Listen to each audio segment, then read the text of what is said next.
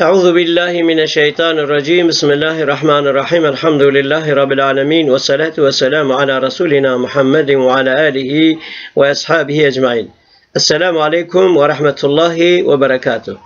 Rada süt emzirmenin hükmü. Eğer bir kadın herhangi bir çocuğu emzirirse o emen çocuk iki şartla o emziren kadının çocuğu olur. O iki şarttan birincisi emzirdiği çocuk 2 yaşının üzerinde olmaması. İkincisi o sütü emen çocuğun ayrı ayrı 5 defa emmiş olması. Süt emziren kadının kocası o sütü emen çocuğun süt babası olur.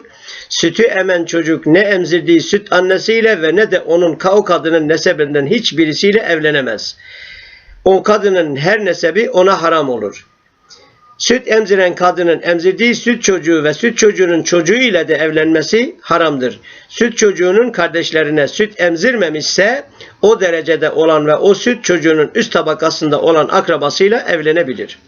Ve sallallahu ala seyyidina Muhammedin nebiyyil ümmiyyi ve ala alihi ve ashabihi ecmaîn. Esselamu aleyküm ve rahmetullahi ve berekatuhu.